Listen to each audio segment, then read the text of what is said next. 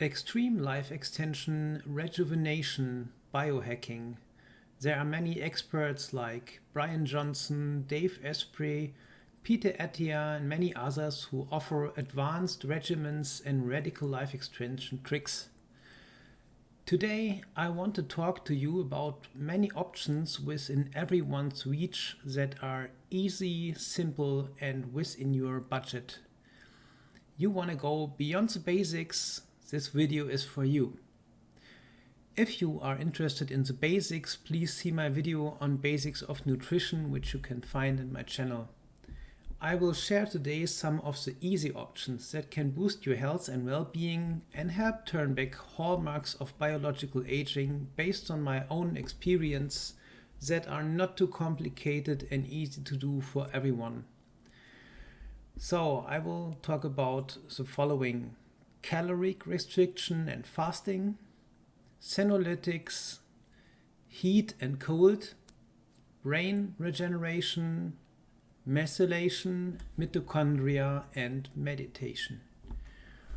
Number one is the biggest thing, and it is the one thing that has been extensively researched in animals to extend life and delay degenerative hallmarks of aging. It's caloric restriction and fasting. Reduce your food, slow your metabolism, ramp up your regeneration, and you're gonna live longer. At least if you do it in the long term. So about fasting, which means reducing the food to zero or just to liquids or just restricting some kinds of food. Your very first time fasting might feel hard as the body adapts, but fasting is a program that is hard-coded into your genetic code. Once you have activated it, it will help you regenerate and boost your health, and subsequent times of fasting and restricting calories will be easier and easier. Fasting is easiest if you do it on empty bowls, so you can do a few detox days before and then take something like a high dose of vitamin C, and then you won't have really any hunger or much hunger. Then during fasting you have to minimize your stress and keep moving, like going on short walks, and it's gonna be a pleasant experience. You have to fill your time with non-food related things that you love, which has many other benefits other than just retarding aging. You can do reading, you can start being creative, you can spend time with your friends, and it will fly by. To support fasting or even just caloric restriction, you would take in a lot of unsweetened liquids like herbal teas or vegetable soup with almost no calories. By the way, there's also some solid zero-calorie foods which can help with cravings, like shirataki noodles, which are entirely made of fiber. That would be compatible with the fast. Or you can take foods with very low calorie density, which would not be a complete fast, but an almost fast. So the point here is to do things that are easy for you to accomplish. Maybe achieve 90% of the goal, but just have 50% of the effort you have to put in or discipline. So for me, the limit on multi-day fasting is just being busy. If you have hard work to do or a lot of tasks, combining it with multi-day fasting may be too much if you do just liquid only fast. You can interval fast to solve this. The easiest way for most people to do interval fasting is to maximize the time you don't eat before bedtime and after bedtime. So canceling your dinner, or if that's too hard, have it earlier in the day. Cancel your breakfast or have it later in the day, or just do a healthy brunch with veggies. Experiment and done. Easy, isn't it? When you break your fast, or generally when you want to eat healthier, try periodic keto. Ketogenic diet means cutting all carbohydrates that aren't fiber. It's actually the natural metabolism that us humans evolved before we started with agriculture and carbohydrate diets. Like fasting, your first keto may be hard as your metabolism adapts. You can lose some weight with it or at least greatly reduce hunger and cravings with it. And finally, there are calorie restriction mimetics. Those are natural substances that are safe and activate genes involved in fasting without actually fasting. Or if you combine those calorie restriction mimetics with fasting itself, the beneficial effects are stronger. Some of the natural substances include resveratrol and berberin, as well as alpha-lipoic acid, and there are others. There are also medications, but that would be medicine and research, so I'm not recommending them here. Both fasting and keto will trigger regeneration and cleanup programs of your body, which, if done regularly over the long term, can turn back some biomarkers of aging. They also make you feel better by reducing inflammation. And you will avoid blood sugar spikes, which can greatly improve your mental energy and mood as well. With food in general, aim for food with low caloric density. A tablespoon of butter has more calories than a whole lettuce, so aim for a lot of veggies and it will be much easier. After fasting, keto and caloric density, the next most important thing is portion control. So not eating too large portions even of healthy foods. One easy approach to this is meal prep. Preparing meals for one or more days with exact weighing and dosing of ingredients and eating just those ready-made portions.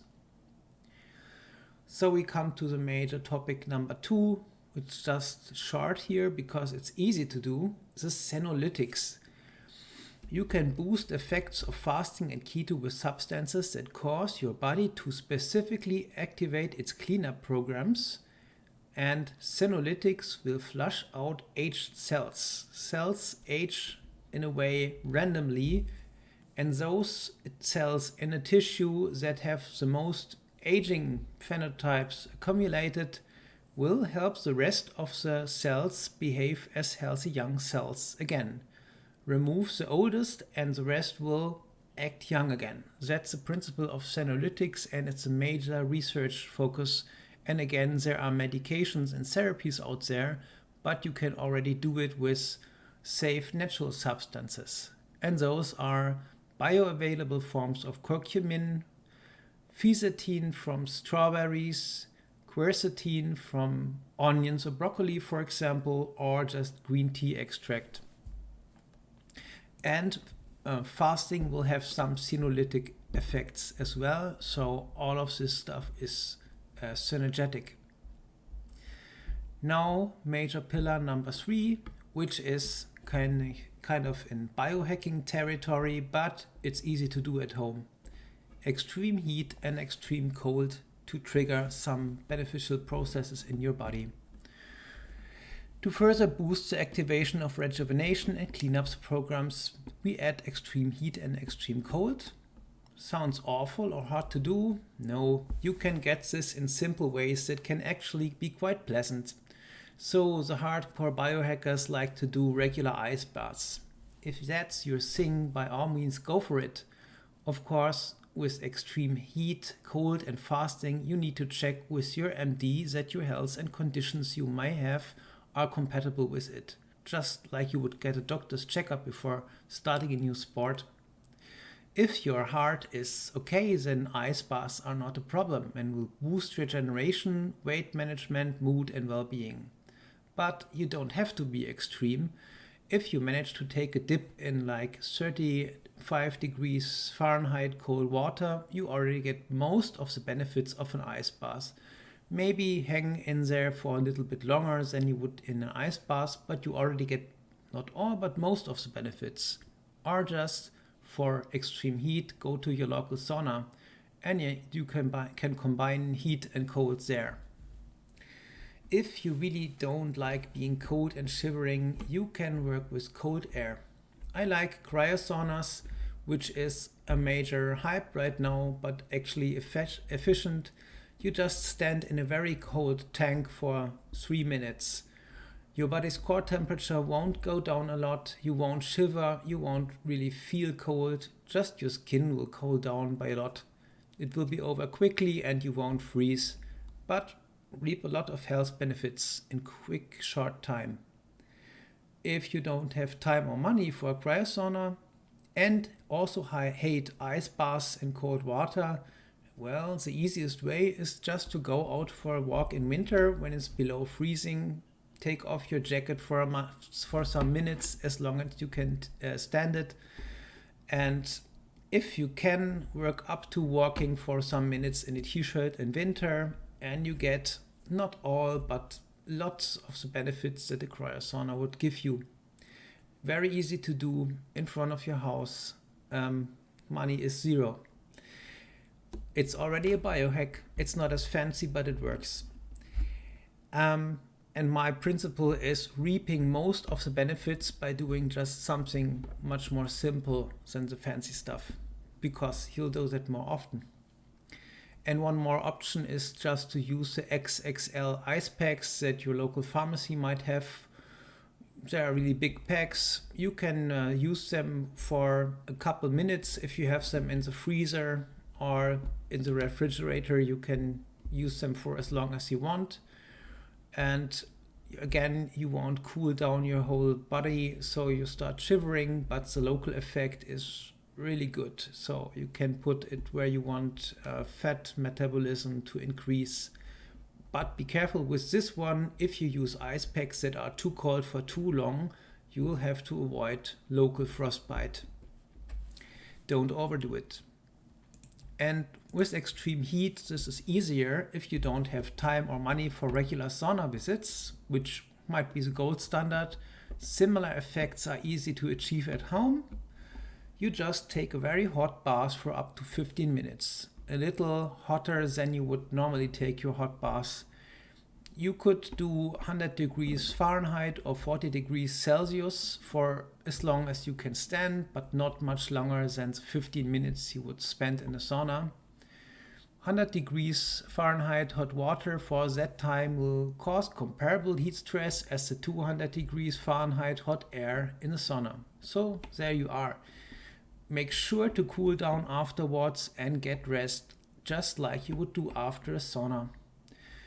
And this does so much. It increases your energy metabolism, it boosts your mitochondria. I will say something about that later. And it again activates some cleanup programs. So extreme heat will trigger proteins in your cells that clean up misformed proteins, which is really useful if you have aging markers that you want to reduce, because it has to do with misformed proteins. So, number 4 is specific brain nutrients. So your brain consists of water and then a lot of fat. So you need fatty acids for those cell membranes, and omega-3s are important. Make sure you have omega-3s with EPA and DHA that is molecularly distilled, because that is a guarantee to get out all the PCBs, heavy metals, and so on. Or you can take it vegan. This will help keep your brain mass high and prevent dementia. You can't treat dementia with that, but keeping your brain mass high by just having omega-3 fatty acids all the time high is great for healthy brain aging. Then you should have in your regimen a source of choline. So choline is a substance that is like a B vitamin, but triggers regeneration and balancing of your brain processes. Just look it up or ask me to do a video about it. It's really good for regenerating things in your brain and keeping it healthy. The simple mode would be some lecithin, like soy lecithin, and advanced modes of really high quality choline sources would be alpha GPC. It's a supplement. Then you can take NAC. You have to take it with enough water and don't do it when you don't drink a lot. So N-acetylcysteine, you may know it from relieving coughs, but it boosts antioxidant defenses. It boosts an important body antioxidant called glutathione, which also protects you from stress. And it boosts neurotransmitters in your brain, balances a lot of things. People use it for sleep, and even some ADHD communities use it for off-level therapy. So it's powerful stuff.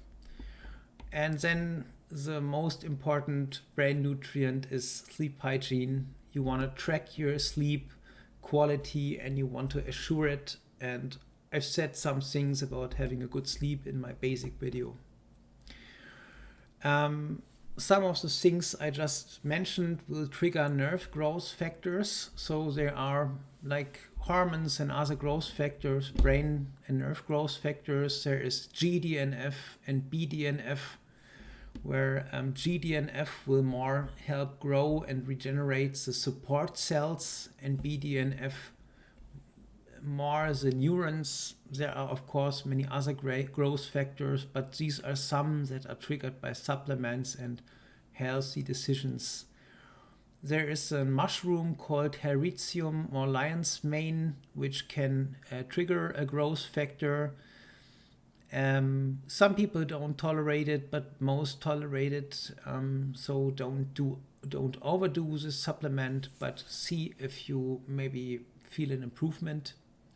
There are citrus flavonoids, like from the peel of organic citrus fruits, or you have it as a supplement. Green tea induces nerve growth factors, and the resveratrol, which is, for example, in grapeseed extract, also does it. So you can actually take in natural herbal things with your diet that induce nerve growth factors and help regenerate your brain. It's not too fancy, but this is actually biohacking that's proven to have an effect. Number 5 is called methylation, and this means a switch on your DNA that switches genes on and off, because not all your genes are active in all of your cells. This is what differentiates the cells in different tissues. They all have a pattern of methylation or pattern of activation, and some things like hunger or stress or whatever, alcohol, they change the pattern to the worse, and also aging makes this pattern deteriorate. So not all the genes that should be on are on, not all the genes that should be off are off in aging. There's some kind of chaos or dysregulation, and there are some supplements that you can use to reinforce healthy methylation and have those genes on that should be on once again. So 2 substances are TMG, trimethylglycine, and SAMe, S-adenosyl methionine. They are actually food supplements, which means they occur in food in small quantities and our body synthesizes them, but they are really helpful. Then you should make sure you are not deficient in B vitamins, and some people have abnormal like homocysteine values, so check your homocysteine in a blood check. If you have that, you might need a lot more folic acid than other people, but you can compensate it with folic acid. So make sure to check that homocysteine and get a blood work done. And then these are some things you can do to affect methylation. And what you should avoid is alcohol. It really screws up your methylation, and stress as well. If you have like a history of stress or even alcohol, that's a point to go back and fix your methylation by taking some of those supplements. Number 6 is boosting the mitochondrial count. So what is a mitochondrial count? In every animal cell there are small subunits called mitochondria, and these are actually the powerhouses that convert glucose into energy and oxygen into energy. So without these little power cells, your cells don't have energy. So they are really important, and they can multiply within your cell. You can have a few or you can have a lot. And healthy muscle tissue that has gone through a lot of exercise has lots of them. And this is also biohack number 1. Well, might say it's kind of trivial. You need to exercise a lot. Both aerobic exercise and weight-bearing exercise greatly increase mitochondrial count. But if you want to do more beyond exercise, or maybe if you have an injury and can't exercise, you can do this with supplements. So there are some things like PQQ. It's a supplement that occurs in food, but in really small quantities, but you can take it, and this will help increase your mitochondrial count. The best way is to combine it with exercise. Then there is carnitine, which helps this energy converting process, and carnitine and alpha lipoic acid, this duo, really helps the mitochondria and even makes a reduction in frailty in old animals. So people who take carnitine and alpha lipoic acid, especially elderly people, have more muscle strength. There's also carnosine, which prevents damage by sugars. Very interesting. This is number 1. And the number 2 effect is boosting mitochondrial count again. And then there are some supplements we've already discussed, like resveratrol, green tea, or berberine, which also help increase mitochondrial count and keep mitochondria healthy. And finally, fasting will greatly increase it, and fasting will make mitochondria somehow repair themselves, let's say. And number 7, I will just finish this video with a very simple one, which is meditation. It has a lot of beneficial effects on what genes are activated, homeostasis of the substances in your brain that keep you active, on your sleep, on your stress levels, and so on. So you should definitely give it a try. Not having done a meditation practice in life is like not having exercised at all. If you want to live old and healthy to an old age, you have to at least try meditation and do it occasionally, and maybe you get hooked on it. So easy ways to do this is follow a YouTube video, or if you want more motivation and a nicer atmosphere, try a local yoga center or Zen Buddhist meditation, where you just literally do nothing on the outside and someone will guide you on the internal thought processes. Try to start it in a group, and that's an easy biohack. You will be able to do it.